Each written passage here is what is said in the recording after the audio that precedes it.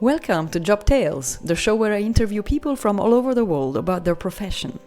Through my podcast, I wish to inspire you by giving an overview of all the jobs existing out there. Today with me is Steyn Viljoen, UX designer. So UX stands for user experience. It's a quite comprehensive job that many don't know about. That's why I invited Steyn to Job Tales. Steyn, welcome to the show. Can you enlighten our listeners by starting with a brief description of what is a UX designer? UX designers go by many names. So sometimes they're called product designers. Sometimes it's a mix of user interface designers. I don't think the title really matters that much. But ultimately, when you open an app or a web app or something like that, and you say, Yeah. "Wow, this is a great experience. I actually feel good using this app." That is part of a job that a UX designer does. Is help shaping that experience. Now, obviously, there are many people working on a product, Mm-hmm. but the job of a UX designer is to help shape that wow experience that you have, or sometimes it's not such a wow experience. So it must be quite difficult as a job. I mean, of course, depends on the people, but I imagine that you need to have a great imagination as well, and following the journey, all the potential journeys of the user into through an app or a software, and think ahead what could happen if one does A or B. Is that how you picture yourself when you design for the first time a product? Yeah, exactly that. So it's like user journey, so customer journeys. Like, what's the most typical thing that people would do in this specific scenario? Mm. I think that's relatively easy to kind of go through. I think the hardest part, well, one of the harder parts about design is to anticipate the different mental models that people got when they interact with the product. Like, you Mm. bring your own experience with when you interact with the product. And Yeah. that's particularly challenging because you've got different backgrounds, different geographic areas, different ways of being brought up, and all those kind of things. Yeah. And so experience or UX designer, is it something that you study, like high school or university, or do you do it on the job?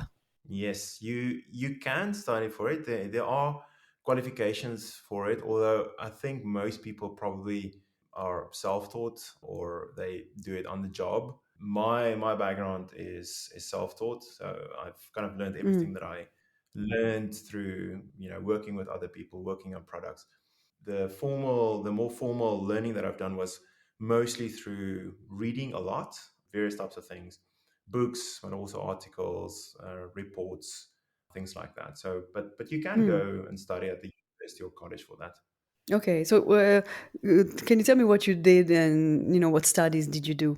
Before design, Yes, or or specifically leading on design. leading towards design. Like, what was your sort of like your path that took you to your first job as a UX designer? All right. Okay. Well, I've got an uncommon path. So I'm a applied earth scientist. So I essentially studied geology.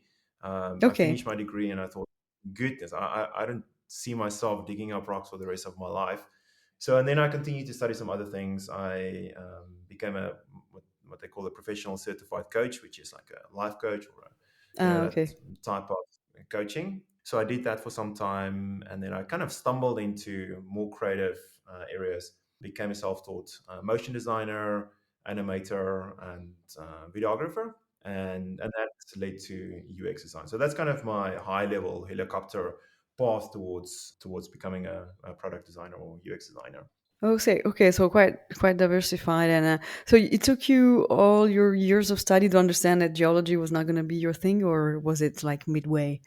I'm interested in.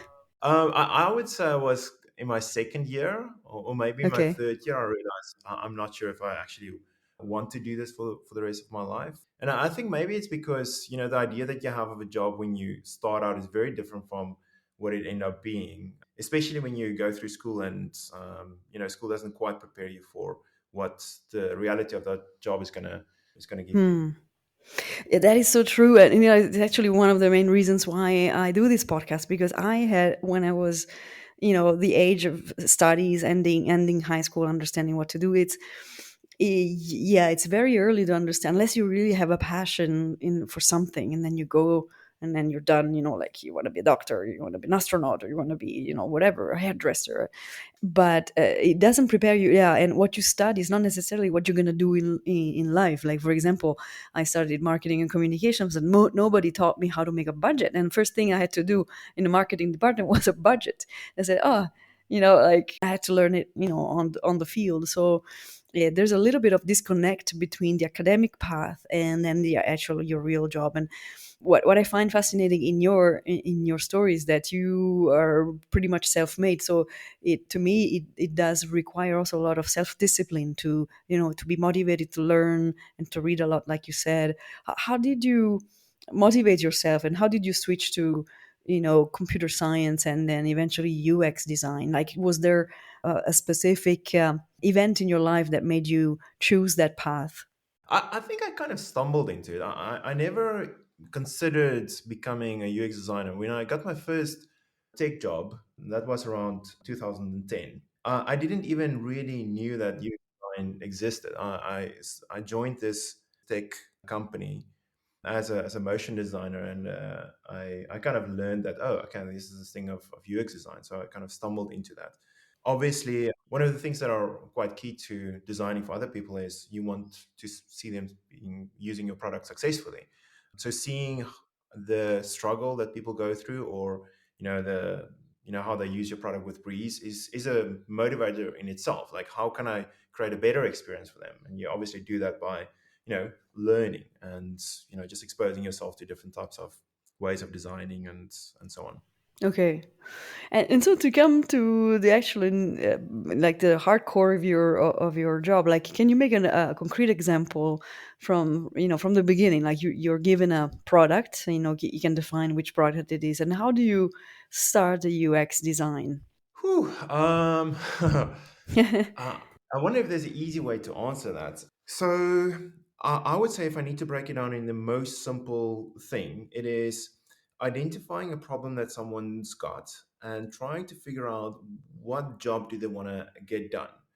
I think designing products is in a way a science, which is, you have an hypothesis about something, you put it out there, and you test and see if this is actually going to work. I think that's a very simplistic way of explaining it all. I don't think it Yeah. necessarily nails it, but if I need to, break it down, I would say that. So obviously, you join a company at various stages of that experimentation, if I can say. So you can join a company, when you're just exploring a very basic idea, and then, or you could join a company that is, decades old, and you have a very small portion that you want to validate and test in the market. So that's essentially where you start. It's in my view, it's an experimentation that you run. So the process, I'm not sure if you want to dig into the process of how you essentially go about designing that experiment. Yeah, if you can do it in layman terms, that would be nice to give an idea to the audience of what you go through, on a regular basis, basically. Okay, so let's imagine that you want to. What would be a good example? Someone is using a specific service, let's say a car service. Okay, their experience is that every time that they go to this car service, they need to fill out a specific form to say, okay, this has been checked in now, and when they're done, they give you a call and say, hey, your car is done. Okay, so now the hypothesis could be, what if we make this digital? So they sign a digital form, and when they're done, they get a specific notification, Hmm. maybe on their WhatsApp or whatever. So what as a UX designer, what you could do is you could design a very simplistic website where Yeah. people put in their details, and you could see what the response is. Or you could go out and design a very complex application. Obviously, that will cost money, which means that you might think that you designed might actually prove not to be hitting the mark, and then you need to go back to the drawing board. So a very simple way of doing that is to say, okay, well, what's the simplest thing that I can design? And you can design it in a software, or you can design it in code, and then you put it in front of people and you see the interaction that people have with it. Mm. Um, Test it, yeah. and you go through these cycles. You go through these cycles to validate whether that hypothesis that you have is actually true. Okay, that's cool. And of course, when you say product, you always mean digital products? Digital products, yeah. Okay. Although, I mean, although all products do have an experience, like if you Mm. pick up your phone or you pick up, maybe a smartwatch or whatever, that's Mm-hmm. got an experience as well. It doesn't Mm-hmm. necessarily need to have, like even a chair. Like if you sit on a chair, like what is the experience of that chair?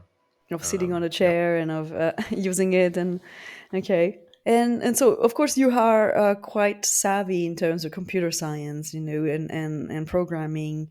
Can you tell me more about this? Like, are there particular programs that are needed in order to be a UX designer, or is it really like depending on the kind of product or tech company you work for? Yeah, there are definitely some standard tools that people are using.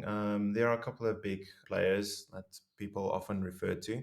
It's Mm-hmm. like a Figma, Mm-hmm. or maybe to a lesser degree nowadays it's called Sketch. Okay. So there are tools that you I think that you need to learn. I think that's the easy part of the job. So if you understand the basics, you can probably get 90% of the job done. And then there are of course some like other tools as well. For example, prototyping specific experiences. You can use external tools, or you can use the same tools that you do the design. Yeah. Okay.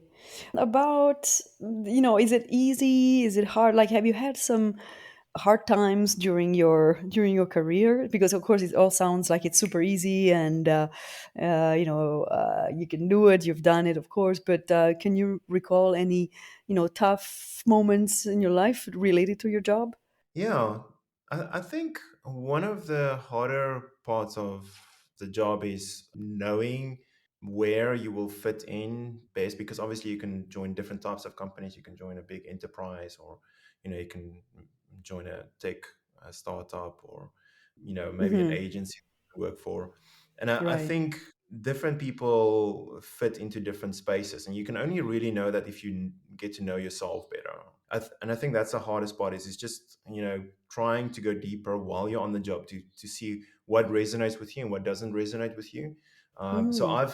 I've found out over time that the thing that makes me come alive is smaller teams where we move really fast. There's less structure, but it's different from a enterprise experience, and that doesn't make a different environment any better or worse. It's just what type of thing fits better with you. Okay, well, that's an important point. Like understanding how you work and who you are in a way. That's important, and I imagine it's not easy, not easy for anybody, I guess. And do you think that people have a clear idea about your job, like, or are there any myths around your job? Like people think something completely else, and then they're actually on the wrong path. Yes, absolutely. So when you're on the job, what people would often think is you're the person who makes the app look beautiful. You're the person who's pushing the pixels. Although that's really far from the truth. A part of your job is to make the product look beautiful, because we connect with the product differently if it looks beautiful. So that's definitely one myth. The other myth is that if the product isn't usable, then it must be the user experience designer's fault. Although that products are built by teams, they're built by Right. the leaders and the engineers that builds them. It's built around the brand. All of those things really impact the experience of the product. So that's another myth. And I kind of alluded to it now. The other one is that user experience is only about the user, although it's not. It's also about the business needs. Like, what Hmm. does the business need? Like, how does it fit into the bigger market? Things like that. Okay. Okay, so it's not only about the user, yeah. The ultimate goal No, is, no, yeah. it's not. Hmm. And interestingly, you were talking about like an ecosystem of people that make this happen. Who do you work with on a regular basis?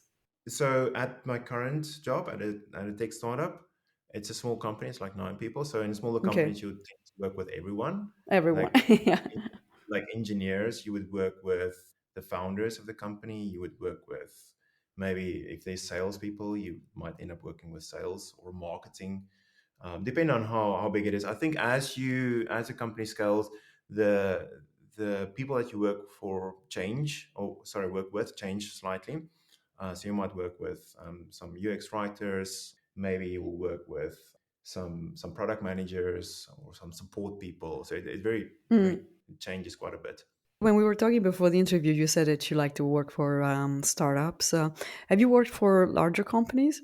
Yeah, so I've worked for a scale up before. So I've never worked for like a big corporate or enterprise, but Okay. I've worked for a scale up. Which so when I joined, there were 150 people, and over the period of 4 years, essentially scaled to 1,000 people. Hmm. The team was I think I was designer number Wow. 5, and then we scaled the company to 30 designers. So Okay. yeah, so that was kind of the biggest company that I've worked for. Did you find a difference? Like, could you tell me maybe one advantage for each, like for a small tech, tech startup, and then a scale up to work for them, like for you? Yeah. So I would say you move a lot faster with a small team, obviously, because so I say obviously, I don't think that's always the case, but in most cases, there's less red tape, there's less bureaucracy, there's like sign offs and things like that, which means that you can move a lot faster. So that's one of the things that I really like about smaller teams. The one thing that I do like about bigger teams is that you have a bit more structure. Sometimes your design processes are a bit more formalized and a bit more, kind of ironed out.